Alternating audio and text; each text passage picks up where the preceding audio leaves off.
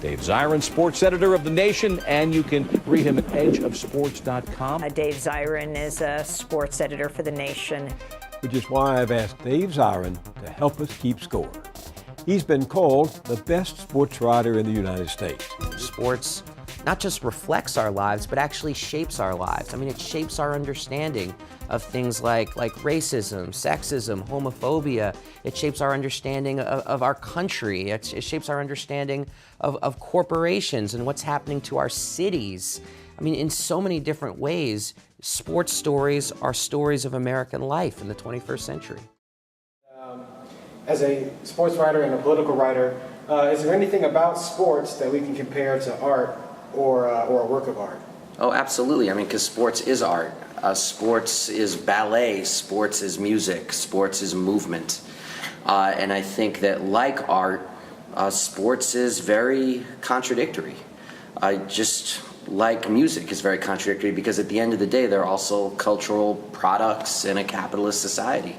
So it's, the game is not to be told, the game is to be sold. And that's true whether you're talking about sports or whether you're talking about art.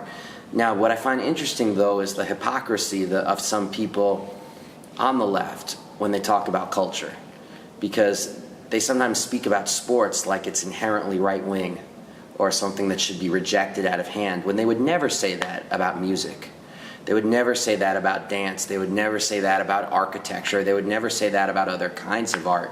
So I think it's best to look at sports the way we look at art, which is as something highly contradictory, something that's very distorted by the system in which we live, but something that can also produce the kind of beauty that makes us happy to be alive.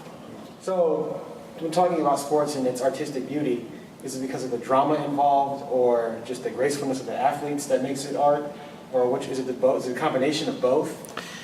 Art is a conscious product of a human endeavor, and so I think the art that we find in sports can be different to different people. Like, the art can be a beautifully drawn play. The art can be the improvisation of an individual athlete. The art can be the way people can perform at a high level when everybody knows people's blood pressure is through the roof and the stakes are incredibly high. Like in the last game of the NBA Finals between the Cavaliers and the Warriors, both teams combined were 1 out of their last 17 shots in the fourth quarter. The only shot anybody made in the last 17 was Kyrie Irving's three-pointer, which won the game. That's part of sports too, and that's part of the art of sports, this idea of people trying to perform in very adverse situations. So I really do think art in sports is where you choose to look for it, and for different people it's going to mean different things. Absolutely. And so going off that, you brought up LeBron James, and like I said, you do write about sports, but you always talk about much more than sports and the multiple layers that's involved in sporting events and games and championships, all that kind of stuff. So going back to LeBron, the city put all their hopes into him, and then he leaves and they all hate him, and then he comes back and they all love him. So you guys, that first championship, what happens now with the city that places so much of its self-esteem into an athlete? Like, what's LeBron, where does he go from here? I mean, the great thing about LeBron's situation right now is that he can go wherever he wants. And this is why I think LeBron went back to Cleveland in the first place, is because I think he realized in Miami that 1 title in Cleveland is worth 7 with the Heat. And then he doesn't have to live his life chasing Michael Jordan's 6 rings. He can chase that 1 ring in Cleveland, and because not all rings are created equal. I mean, you win 1 in Cleveland, you break the curse. Yeah. First one since '64. You get the trophy from Jim Brown in front of 1.3 million people. You can dine out on that forever. And I think this creates a lot of possibilities for LeBron, because that's his drop the mic moment. You can't say anything to him now about his legacy, because he completed it. Now everything is gravy. So people like myself, hope that LeBron follows through on some of the things he said about, wanting to be like Muhammad Ali and wanting to speak out about issues and sees himself as much more than an athlete. Like, those are things that he has said. And so he's never had, it's interesting because he's both never had more leeway to say and do whatever he wants because of what he's done.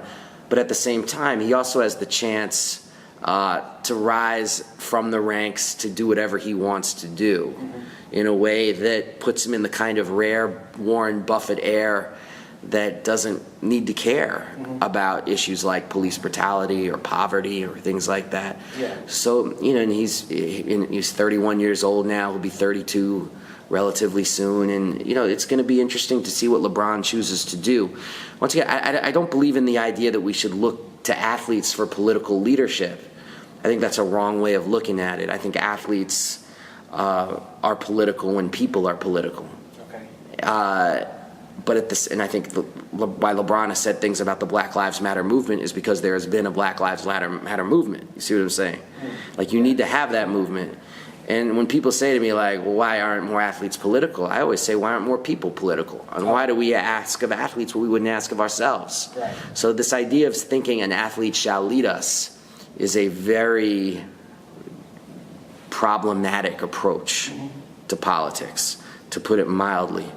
But I think that LeBron, since he's made these statements that he wants to be seen as more than an athlete, I don't think there's anything wrong with people taking him at his word and being like, okay, you said you wanted to speak out about Black Lives Matter. What do you have to say about Tamir Rice? You see, because there are some people like my man Tariq Touré in Baltimore who started the No Justice, No LeBron hashtag, where he was like, LeBron needs to say something about Tamir Rice, and people dragged Tariq for that, being like, LeBron doesn't have to do anything to anybody. He had no obligation to anybody, blah, blah, blah. And it's like, no, he actually said he wants this kind of weight. And if you say you're going to take the weight, that has to matter more than just as a branding issue. And so going off that, like, what do you make of the phenomenon of cities banking on sports stars to basically transform the city, push an entire metropolitan area out of poverty? It's fraud, and it's neoliberal fraud. It's this idea of trying to use athletes as a way to privatize and gentrify cities and use public money as a way to build stadiums, which are just basically these monuments to gentrification and neoliberalism. It's a sign of capitalist decay that you think that a sports team can somehow provide an industrial base for a city. Cleveland is a very interesting case study in that. But at the same time, I also don't want to denigrate at all the fact that people did actually feel pride that the Cavs won. And I felt awesome that the Cavs won. Yeah. So those feelings are real, and they shouldn't be discounted, but we should be very conscious about how those feelings are then exploited and manipulated. And then you mentioned Muhammad Ali earlier, or LeBron mentioning him. With all these passing this year, do you think that his legacy has been sanitized by the mainstream?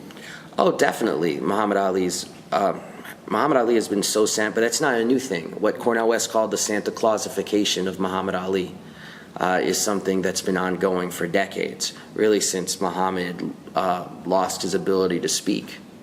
And then other people could speak for him, and he could be mainstreamed and made safe and made cuddly. And, like Jim Brown said, he said the powers that be didn't embrace Muhammad Ali until he couldn't speak. He said the Muhammad Ali I loved died decades ago. That's what he said.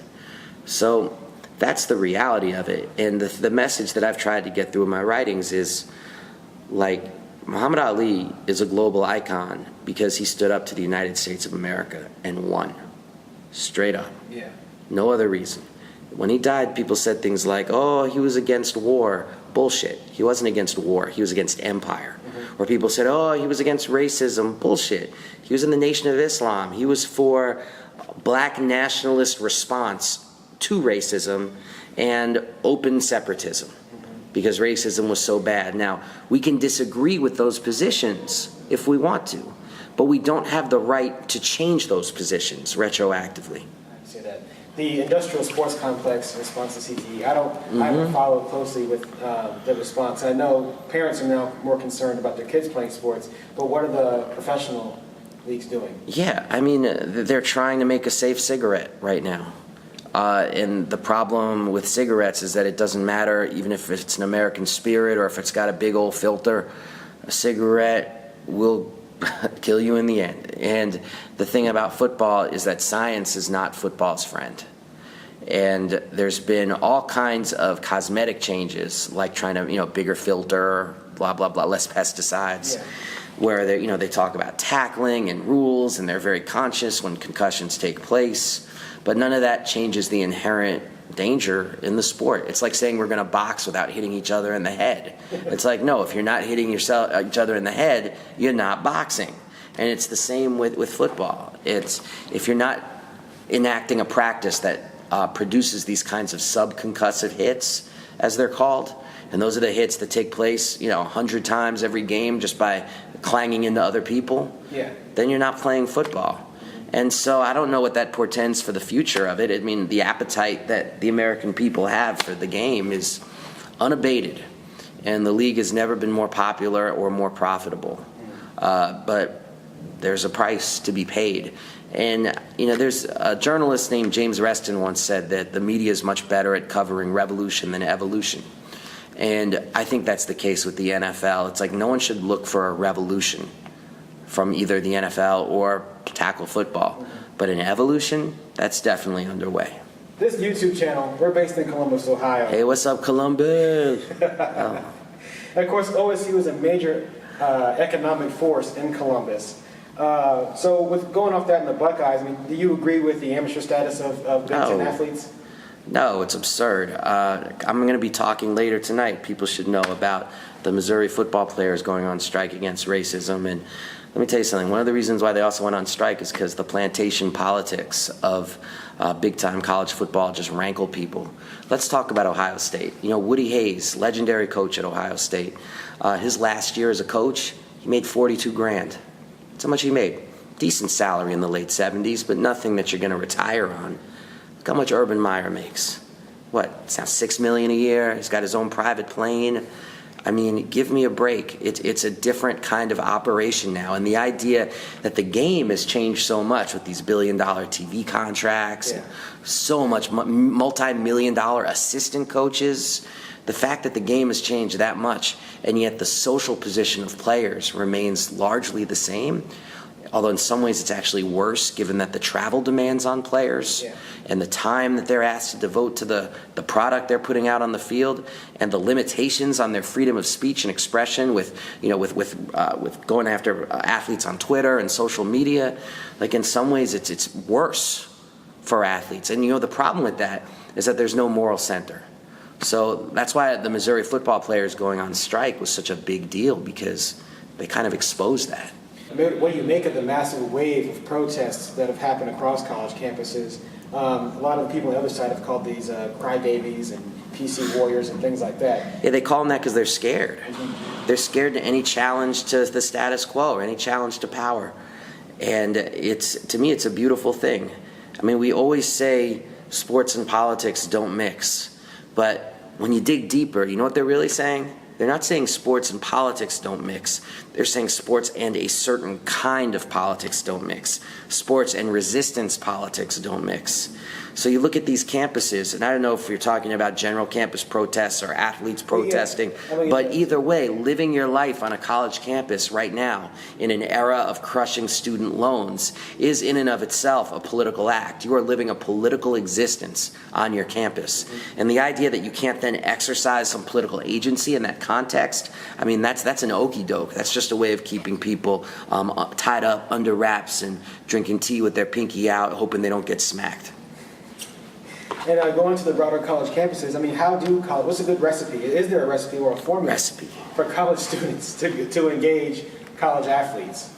That's a great question, and I hope it's a question that you ask tonight at the Missouri meeting, because I really do, because I don't talk about it in the talk, and I think it's the number one question I got when Missouri happened, because I spoke on campuses, and so the question was live, and people were like, what do we do? And because I do talk to a lot of college athletes, and the number one thing I think we do is, it's an old expression, but it's like God gave us 2 ears and 1 mouth for a reason, do the math. I think the first thing is engagement. It's like actually talking to college athletes, being like, what are the beefs? What are the issues? And then trying to see how those issues can align, how you can support those issues, and see if they even want to be supported. But the number one issue with college athletes, the ones I talk to, make no mistake about it, is fear. Nobody has to tell them they're being exploited. Trust me on that. Maybe 20 years ago you did. And the older sports writers I talk to and the older people in sports who I talk to tell me that's absolutely the case. Is 20 years ago, most college athletes were just like, hey, this is great. free room and board, play. Hopefully I'll get a shot in the league, blah, blah, blah. Fast forward to today, everyone's like, yeah, this system's bullshit. Come on, we all know it's bullshit. And, the first people to really expose it were the Fab Five at Michigan with Chris Webber, and that was over 30 years ago. Was that 30 years ago? No, thank God. It was 22 years ago. No, it was 24 years ago. What was that? They're 92 and 93. Okay. People can do the math themselves. The point is that, they came out onto the court wearing black T-shirts instead of their jerseys because they were like, Nike's making money off of us and Adidas is making money off of us and, we're not seeing any of it. So they did this active protest against the modern neoliberalization and profiting off of their bodies. And you've seen the extension of that with people like Ed O'Bannon and his lawsuit about using likenesses in video games and the lawsuits that have developed out of that. EA Sports just stopped doing the game altogether because they realized they were so liable on so many levels. Yeah. So there's no moral center to this system. It does not hold. And I guess in closing here, the Olympics 2016, good or bad for Brazil? Horrible. Oh my God. Are the Olympics good for Brazil in the context of impeachment, economic contraction, people getting kicked out of their homes by the thousands? Is this really the best time to put on a $20 billion sporting event? To that, I shall say no. I go. Yeah, just one last thing to say to all the good people of Columbus. I don't usually look this tired, but I was in Brazil. And then things just got crazy because Muhammad Ali died, and then I'm leaving my family and camping out in Louisville, and then I'm in London for this Brexit thing, and then I got to go back to Brazil. So it's like I'm not even sure what time it is right now as I'm talking to you. I am operating in a very strange space where this actually might be a dream. I'm not entirely sure that I'm having a conscious moment right now. So please keep that in mind as I begin to disrobe. No, I'm just kidding. That was a joke. But it's all good, and I just want to thank everybody for watching.